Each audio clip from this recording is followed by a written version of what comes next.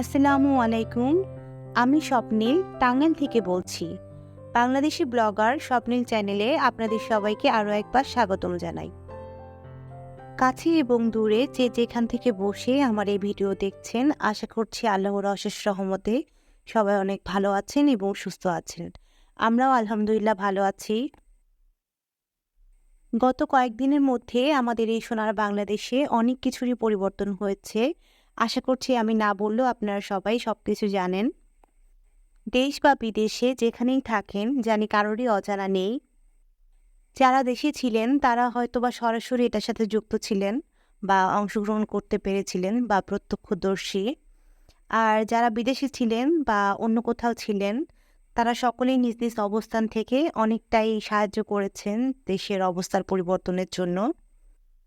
যার ভিতর ন্যূনতম মানবতাবোধ বা মূল্যবোধ ছিল বা বিবেকবান মানুষ ছিলেন যারা, তারা কেউই চুপচাপ ঘরে থাকতে পারেননি। নিজ নিজ অবস্থান থেকে সবাই প্রতিবাদ করেছে। অবশেষে আমরা এক নতুন দেশ পেয়েছি, একটা নতুন বিপ্লবের মাধ্যমে। দেশ পুরনোই আছে, কিন্তু এক নতুন বিপ্লবের মাধ্যমে সবকিছু আবার নতুন করে শুরু হয়েছে। আশা করছি আগামী দিনগুলো অবশ্যই ভালো যাবে। প্রতিটা অর্জনের পেছনেই আসলে বিসর্জন থাকে। আমাদের এই প্রাপ্তির পেছনেও অনেক বেশি ত্যাগ ছিল। সেই ত্যাগগুলো আমরা কখনোই ভুলব না। আশা করছি এই ত্যাগগুলোকে আমরা সবাই শ্রদ্ধা করে দেখব এবং নিজ নিজ অবস্থান থেকে স্মরণ করব। সকালে ব্রেকফাস্টের পরে বসে গিয়েছিলাম গাছ নিয়ে। অনেক দিন ধরে গাছগুলোকে গোসল করানো হয় না। আমি প্রায় সময় গাছগুলোকে বাথরুমে নিয়ে যেয়ে বা বেসিনে নিয়ে যেয়ে এগুলোকে ওয়াশ করে ফেলি এবং আগাছা পরিষ্কার করি। আর আজকে গাছগুলোকে ক্লিন করার পিছনে একটা বড় কারণ রয়েছে। গত ভিডিওতে আপনাদের সাথে শেয়ার করেছিলাম আমার শারীরিক কন্ডিশনের কথা। তো এখন যে পর্যায়ে আছি, অ্যাকচুয়ালি বাবার বাড়ি যাওয়ার সময় হয়ে এসেছে। এখন শারীরিক কন্ডিশনের জন্য অনেক কাজই একবারে করতে পারি না। তাই বেশ কয়েকদিন ধরে ঘরটর গুছাচ্ছিলাম এবং এক জায়গায় যেহেতু যাব, বেশ কিছুদিনের জন্য যাব, তাই মানসিকভাবে এবং সবকিছু মিলিয়ে প্রস্তুতি নিচ্ছিলাম। এখন খুব বেশি একটানা কথা বলতে গেলেও হাঁপিয়ে যাই। দেখা যায় যে শ্বাসকষ্টের মতো হয়ে যায়। ভয়েসটা যখন দিচ্ছি তখনও ঠিক এরকমই লাগছে। আমার বাসায় ৩ টা বারান্দা। তো ২ টা ব্যালকনি থেকে মোটামুটি বিকালের দিকে প্রচুর পরিমাণে রৌদ্র আসে। তো ওই টাইমগুলোতে দেখা যায় যে যখন বেশি পরিমাণে গরম পড়ে যায়, তখন গাছগুলো ঝিমিয়ে যায়। আমি যেহেতু বেশ কয়েকদিন থাকবো না, তাই গাছগুলো চাচ্ছিলাম যে কিচেনের সাইডে যে ব্যালকনি আছে ওটাতে দিব। ওটাতে একটা অংশে রৌদ্র পড়ে, আরেকটা অংশে ছায়া থাকে এবং খুব ভালো বাতাস রয়েছে। যেহেতু আমার কাছে সেমি ইনডোর, ইনডোর টাইপ এবং খুব সরাসরি রোদে থাকতে পছন্দ করে এমন সব টাইপেরই গাছ আছে, তাই সেভাবে একটা সেটিং করে দিব। একটা সংসার মেয়েদের কাছে একটা মায়ার জায়গা। এখানে একটা মায়া, অনুভূতি, ভালোবাসা সবকিছু কাজ করে। এখন এমন একটা অবস্থায় চলে এসেছি যে বাবার বাড়িতে জীবনের ২৫টা বছর কাটিয়েছি। সেই বাবার বাড়িটা এখন অপরিচিত লাগে আর নিজের সংসারটা খুব পরিচিত মনে হয়। গত সপ্তাহে আমার হাসব্যান্ডকে ঢাকা পাঠিয়েছিলাম তো বাবুর এবং আমার জন্য কিছু দরকারি জিনিস নিয়ে আসার জন্য। এখানে বেস্ট ফিডিং পাম্পার আছে, সাথে বেস্ট প্যাড আছে, বাবুর জন্য একটা সরিষা বালিশ নিয়েছি, সাথে ফ্রুট জুস নিয়ে আছে, আর গোসলের জন্য ২টা আইটেম নিয়েছি। একটা শরীর পরিষ্কার করার জন্য আর একটা মাথা ওয়াশ করার জন্য। এটার ভিতরে শ্যাম্পু দিয়ে বাবুর মাথা ওয়াশ করতে হয়, খুব সফট সিলিকনের। এখানে একটা ম্যারিগো রাউন্ড অর্ডার করেছি, এটা আমার মেয়ের অনেক পছন্দ হয়েছে, সেই নিয়ে খেলতেছে এখন। আমার মেয়ে যখন হয়েছিল তখন আমি একটা সরিষা বালিশ বানিয়ে নিয়েছিলাম। এই ফার্স্ট টাইম রেডিমেড সরিষা বালিশ নিয়েছি। যে দোকান থেকে নিয়েছি আমার হাসব্যান্ড বলল, ওরা বলছিল প্রোডাক্ট অনেক ভালো হবে। তো রেডিমেড বালিশ কখনো ইউজ করিনি, এই ফার্স্ট টাইম ইউজ করে দেখব। আর গতবারের পাম্পারটা খুব বেশি একটা ভালো কোয়ালিটির ছিল না আর আমি ওটা বেশি ইউজও করিনি। তো এবার নতুন করে একটা ইলেকট্রিক পাম্পার কিনেছি। আর পাম্পারের সাথে এক্সট্রা করে ফিডার দেয়া আছে। তো সেই জন্য আমি আর এক্সট্রা করে ফিডার কিনিনি বাবুর জন্য। এই ফিডারগুলো ফুড গ্রেডেড সম্পন্ন। তো দেখা যাক কেমন হয়। চাইলে এগুলো অনলাইন থেকে কিনতে পারতাম। বিভিন্ন ধরনের বেবি পেজগুলো রয়েছে বেবি শপিংয়ের জন্য। তো এগুলো থেকে ওইভাবে আসলে কিনিনি। দেখা যায় যে একেকটা পেজে একেক ধরনের জিনিস পছন্দ হয়। আর অনেক সময় দেখা যায় যে প্রোডাক্ট আনার পরে হাতে পাওয়ার পর আর ভালো লাগে না। সেক্ষেত্রে আমি অনলাইন শপিংটাকে একটু এভয়েড করার চেষ্টা করি। আসলে নিউবর্ন বেবিদের নিয়ে অনেক ধরনের এক্সপেকটেশন থাকে মা-বাবার। তো দেখা যায় যে চাইলেও নিজেকে কন্ট্রোল করা যায় না। মনে হয় যে এটা কিনে ফেলি, ওটা কিনে ফেলি। আম্মু বলছিল আরও কিছুদিন পরে কেনার জন্য। তো আমিও দেখলাম যে পরে কিনতে গেলে দেখা যাবে যে আর সময় হবে না। তো সেক্ষেত্রে একটু আগে কিনে ফেলেছি। ১ম বার যখন আমার মেয়ে হয়েছে তখন এক্সপেকটেশন আরও অনেক বেশি ছিল। তখন দেখা গেছে যে আমি অসুস্থ অবস্থায় ৭ মাসে মার্কেট ঘুরে, ঘুরে শপিং করেছি বেবির জন্য। তো এবার আমি আর করিনি। আপনার ভাইয়াকে পাঠিয়েছিলাম। ছেলে মানুষ যা পছন্দ করে নিয়ে এসেছে আলহামদুলিল্লাহ। অনেক কিছুই আমার পছন্দ হয়েছে, অনেক কিছুই হয়নি। তো কিছু আর বলিনি। এখনো জানি না যে মেয়ে বাবু হবে না ছেলে বাবু হবে। তো দেখা গেছে যে বাবুর ড্রেসের ক্ষেত্রে কালারগুলো সব কালার কম্বিনেশন করে নিয়ে এসেছি। ব্লু নিয়েছি, পিঙ্ক নিয়েছি, off white colour, yellow colour মোটামুটি সবগুলো কালারই নিয়েছি। বেবি ডেলিভারি হওয়ার পরেই দেখা যাবে যে শীতটা এসে পড়বে খুব তাড়াতাড়ি। তাই ওর জন্য দেখা গেছে যে আমি কিপার, রামপার এই টাইপের জিনিসগুলো বেশি নিয়েছি। আর শীতের কিছু হাত মোজা, পা মোজা, টুপি এগুলো নেয়ার চেষ্টা করেছি।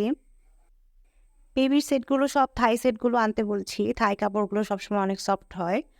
আমার মেয়ের সময় ব্যবহার করেছি। তো দেশি প্রোডাক্টের থেকে দেখা যায় যে থাই প্রোডাক্টগুলোর কোয়ালিটি অনেক ভালো হয় এবং অনেকদিন লং লাস্টিংও করে। আর যেহেতু এই টাইমে বেবিদের স্কিন অনেক সফট হয় এবং সেনসিটিভ হয়, সেই ক্ষেত্রে একটু সফট কাপড় ইউজ করাই ভালো। বেবির জন্য রেডিমেড কাঁথা বেশি নেইনি। এর আগের আমার মেয়ের কিছু কাঁথা ছিল, আর আম্মু কিছু কাঁথা নতুন করে বানিয়েছে। আর শাশুড়িও কিছু কাঁথা বানাচ্ছেন বললেন। তো সেক্ষেত্রে দেখা যাবে যে এগুলো দিয়েই হয়ে যাবে। তাই কাঁথা খুব বেশি একটা নেয়া হয়নি। আর ড্রেস চুজ করার ক্ষেত্রে কোনো ধরনের ফ্রক নেইনি। কারণ যদি ছেলে-বাবু হয়ে যায় তাহলে আর ফ্রকগুলো পরাতে পারবো না। আর শার্ট প্যান্ট বা রামপার, কিপার টাইপের ড্রেসগুলো ছেলে-মেয়ে সবাইকেই পরানো যায়। আমার শপিংগুলো কেমন লাগলো কমেন্টের মাধ্যমে আমাকে জানাবেন। আর সেই সাথে আজকের ভিডিওটা যদি আপনাদের ভালো লেগে থাকে, তাহলে সেই পুরনো কথাটি আবারও মনে করিয়ে দিতে চাই। প্লিজ আমার চ্যানেলটিকে সবাই সাবস্ক্রাইব করবেন। আর ভিডিও ভালো লাগলে অবশ্যই ভিডিওতে লাইক এবং কমেন্ট করবেন। আর যারা অলরেডি এই কাজটি করে ফেলেছেন তাদের সবাইকে অসংখ্য ধন্যবাদ। বেবির জন্য কোনো প্রকার প্যান্ট নেইনি। যে ড্রেসগুলোর সাথে প্যান্ট আছে ওগুলোই হচ্ছে নিয়েছি। আর এক্সট্রাভাবে কোনো প্যান্ট নেইনি। নিমা নিয়েছি যেহেতু অনেক ছোট বাচ্চাকে ওইভাবে প্যান্ট পরানো হয় না, কাপড় দিয়ে ঢেকে রাখতে হয়। তো আসলে ৪০ দিন পর্যন্ত আমিও কখনো কোনো প্যান্ট ইউজ করি না বাবুর জন্য। যে ডায়পারটা পরা থাকে ওটাই আরকি পরিয়ে রাখি বা কাপড় দিয়ে বা কাঁথা দিয়ে ঢেকে রাখি।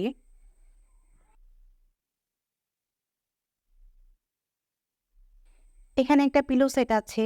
এই পিলো সেটগুলো ম্যাচিং করে নেয়ার চেষ্টা করেছিলাম। এর আগের ভিডিওতে দেখিয়েছিলাম অনলাইন থেকে একটা বেড নিয়েছি বাবুর জন্য। তো ওই বেডের সাথে ম্যাচিং করে নেয়ার চেষ্টা করেছি।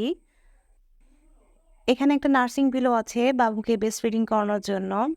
গতবার মেয়ের জন্য নার্সিং পিলোটা নেইনি আমি আর। কিন্তু পরবর্তীতে দেখা গেছে যে অনেক সমস্যা হয়েছে। ছোট বাবুদের দুধ খেতে গেলে দেখা যায় যে অনেক সময় বিষম খায় বা দেখা যায় যে শ্বাসনালীতে দুধ চলে যায়।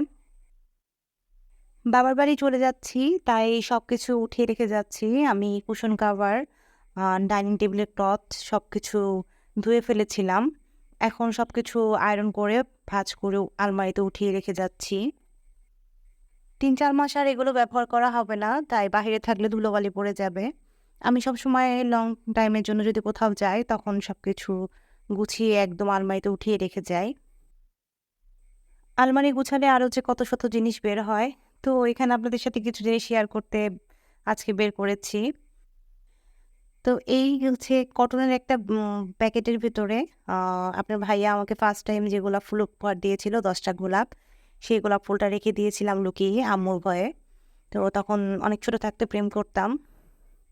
তো এখন গোলাপ ফুলগুলো আসলে একটা স্কেলিটনে পরিণত হয়ে গেছে। শুধু কোনো রকমের পাপড়িগুলো আছে।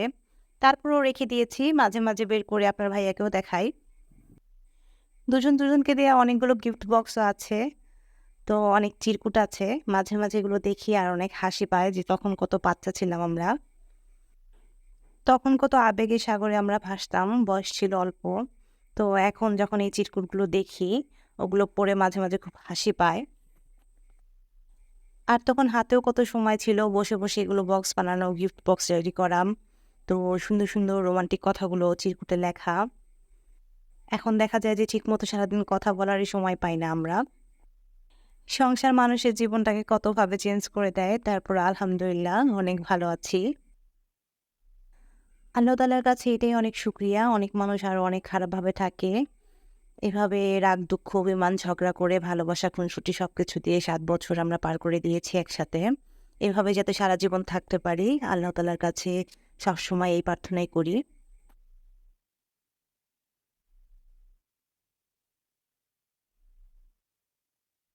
বেশ কয়েকদিন ধরে অল্প অল্প করে কিছু জিনিসপাতি গুছাচ্ছিলাম। তো ড্রয়িং রুমে কিছু শোপিস ছিল, ফুলদানি ছিল, তো ওইগুলো প্যাকেট করে রেখে দিয়েছি যাতে করে কোনো ধুলা জমে না যায়। এরপর আসার পর দেখা যাবে যে আমার অনেক বেশি কষ্ট হয়ে যাবে নিউবর্ন বেবি নিয়ে। আর এদিকে ২টা লাগেজ গুছিয়ে ফেলেছি, আরেকটা লাগেজ গুছানো বাদ আছে। এই কার্টুনটাতে বাবুর জন্য একটা স্ট্রলার আছে, স্ট্রলারটা কিনেছিলাম। তো এটা আপনাদেরকে আর দেখাইনি ভিডিওতে, শেয়ার করিনি। ইনশাল্লাহ পরে একসময় শেয়ার করব। আজকে আর খাওয়া-দাওয়া রান্নার ভিডিও শেয়ার করিনি। আজকে শুধু গুছানো, ঘর গোছানোর ভিডিও শেয়ার করেছি। আশা করছি আপনাদের সবার ভালো লাগবে। ভিডিওটি কেমন হলো অবশ্যই কমেন্টের মাধ্যমে জানাবেন। আর সেই সাথে আমার চ্যানেলটিকে ভালো লাগলে অবশ্যই সাবস্ক্রাইব করবেন। আজকের মতো এখানেই বিদায় নিচ্ছি। সবার সুস্থতা কামনা করছি।